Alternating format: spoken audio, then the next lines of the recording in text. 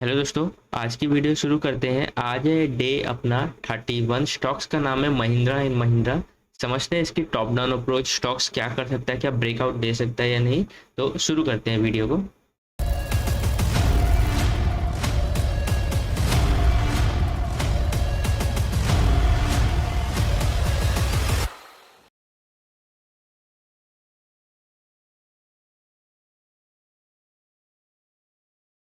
सबसे पहले चलते हैं ईयरली टाइम फ्रेम पे, समझते हैं स्टॉक्स ने ईयरली टाइम फ्रेम पे किया क्या था, हमारे पास है क्या।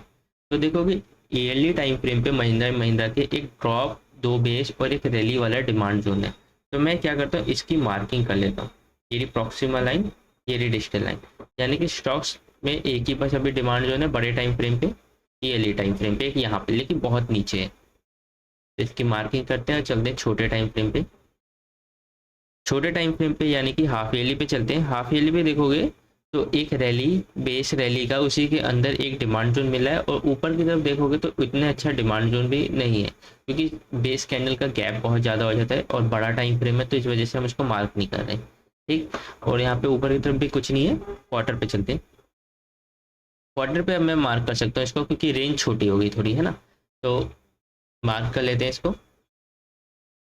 और ये वैलिड एक डिमांड जोन है, इस पर आप डायरेक्ट भी ट्रेड कर सकते हो। क्यों? क्योंकि देखिए ईयरली की आपकी लोकेशन, हाफ ईयरली पे ट्रेंड अप, और क्वार्टर पे आपका एक अच्छा सा एग्जीक्यूशन क्वार्टर का, है ना।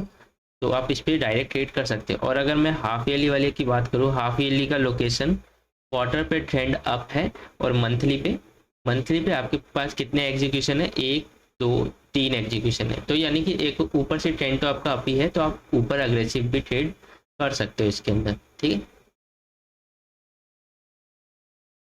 ये रहा। लेकिन ये वाला थोड़ा बेटर कराएगा, क्योंकि ये कोइंसाइड कर रहा है आपके क्वार्टर के डिमांड जोन के साथ। ऊपर वाले भी हैं, इनको मैं मार्क करके छोड़ देता हूँ।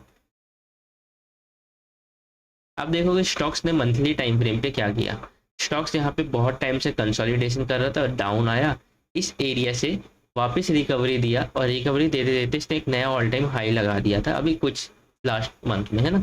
और इस मंथ में क्या पता है एक और नया हाई लगा दे। तो एक बार वीकली पे जाके समझते हैं।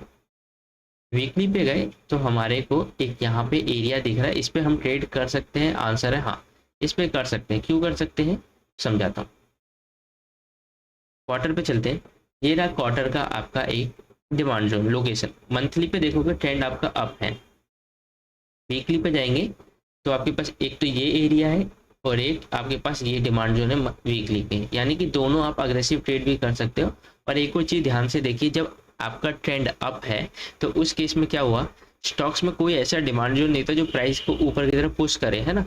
तो क्या हुआ, ये एक रैली बेस ड्रॉप बना रहा था, उसको टच किया, एक नई मूव दिया। इन दोनों के बीच में जो भी होगा उसको टच किया, एक नई मूव दे रहा है, यानी कि स्टॉक अब ऊपर जाने के लिए रेडी है, कुछ भी ऊपर नहीं है, है ना।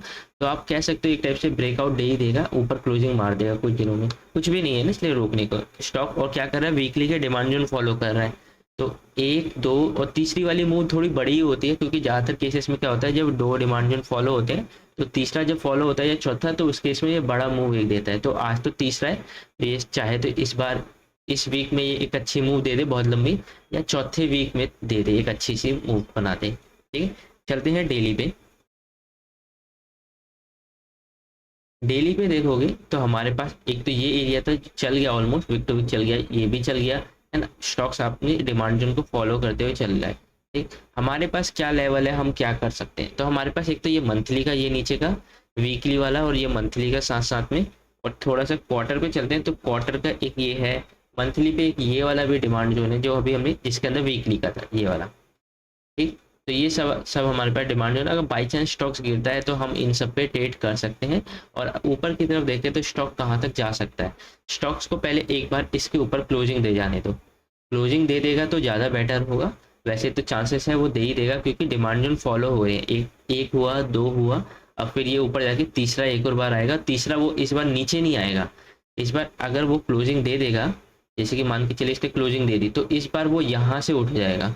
ठीक, तो वो इतना नीचे आएगा भी नहीं, कम चांसेस होंगे उसके नीचे आने के, लेकिन यहीं से चल जाएगा। और एक चीज़, आप लोगों को कुछ मुझसे पर्सनली कुछ पूछना है तो आप मेरी वेबसाइट niftynitesh.com पे जाके, या डिस्क्रिप्शन के अंदर आपको लिंक मिल जाएगी, आप उस पर जाके 1-to-1 सेशन पे आप क्लिक करके उसको एक्टिवेट कर लीजिए। आप मुझसे डायरेक्ट कोई भी क्वेश्चन, आपकी किस चीज़ में गलतियाँ हो रही है, आप मुझसे पूछ सकते हैं उसके थ्रू, ठीक है। और साथ में आपको डिस्क्रिप्शन के अंदर आपको व्हाट्सएप चैनल की लिंक मिल जाएगी, इसके अंदर मैं आपको ऐसे स्टॉक्स बताता हूँ जो डिमांड जोन में आने वाले होते हैं, ठीक है। ना कि कोई बाय सेल सजेशन नहीं करता, बस ऐसे स्टॉक्स के नाम बताता हूँ जो डिमांड जोन में आने वाले हैं। अपना डिमांड जोन मार्क कीजिए, अपनी रिसर्च कीजिए और खुद ट्रेड कीजिए इसके ऊपर, ठीक है।